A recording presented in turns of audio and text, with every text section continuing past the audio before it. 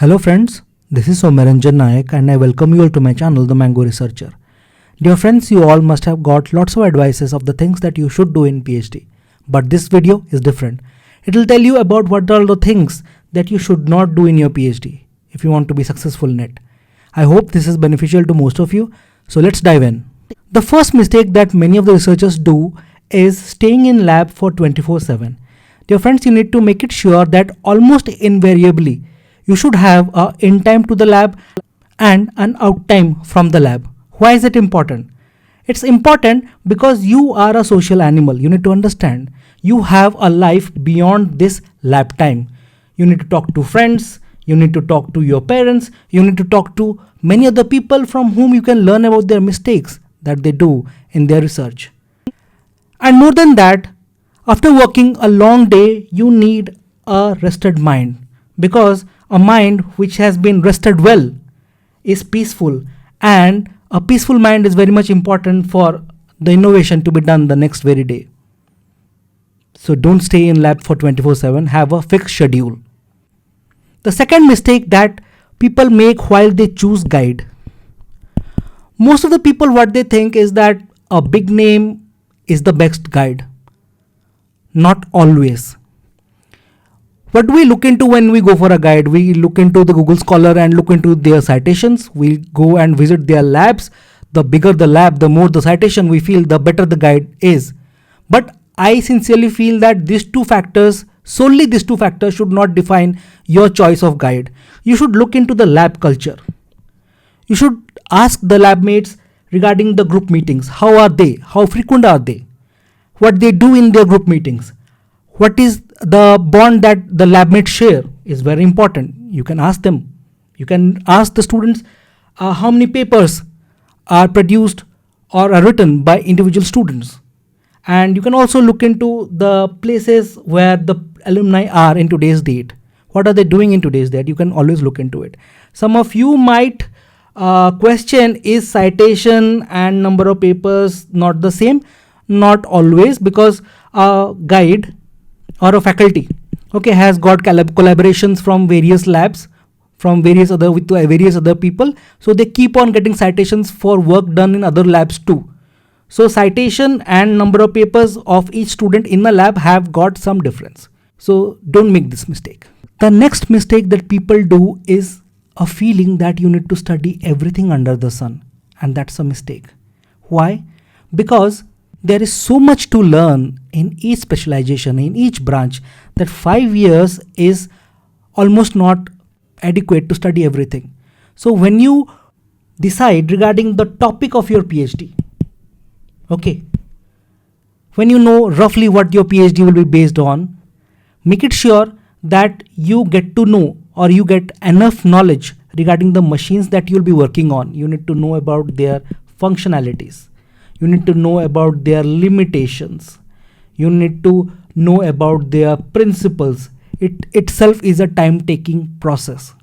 Then you have to do a number of courses, both online and offline, but make it sure that they are pinpointed towards the topic that you are going to study.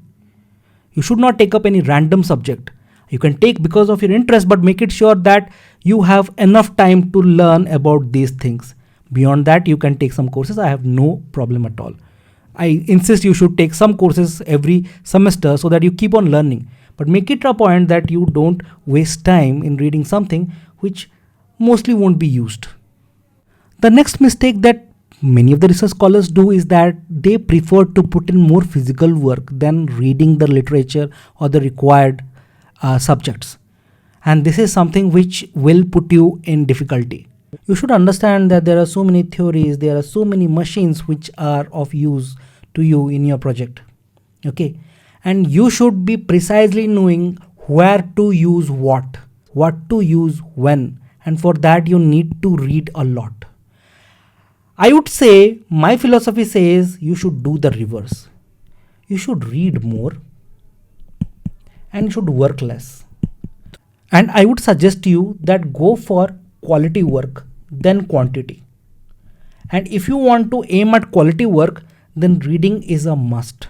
So go through literature very minutely. Now question arises that how can you do some literature survey? Well, it's a big topic. I would like to add some light into it. Like you can take an Excel sheet, okay, for whatever journal article that you are reading, you can jot down the corresponding author in one column, the year of publication. You can go to write the university in which this work was carried out, the journal name. I do research on materials, so I would like to add material section, which may include aluminum alloy, titanium alloy, or steel, any material. Okay.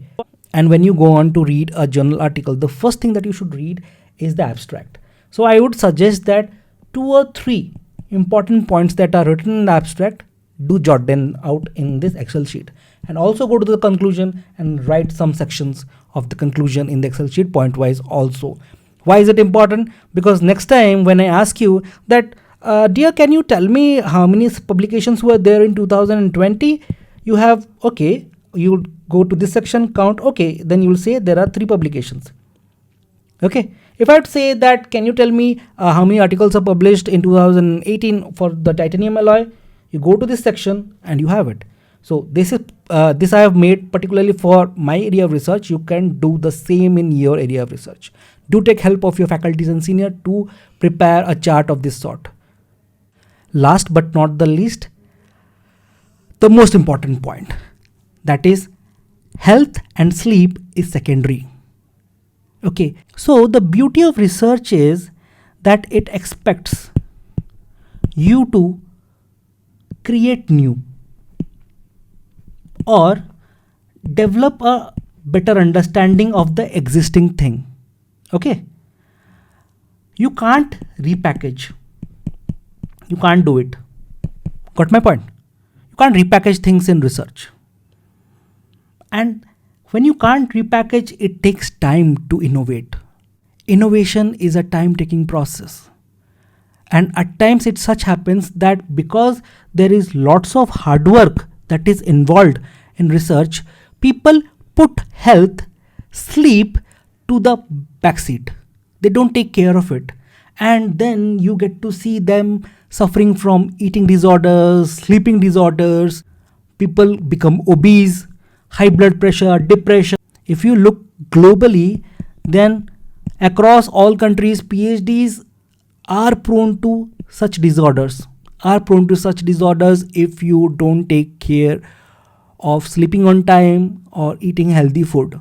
Junk food, just remove it from your life and make it sure that you sleep 7 hours a day irrespective of what happens tomorrow. Make it a point. So these are few points that I have jotted down. I hope that these are helpful to you. If you feel that there are certain other points which are of importance, then do comment in the comment section. Okay. And in case you need me to look into some other topics, also mention them in the comment section. I thank you all for your patience and kind time. Thank you.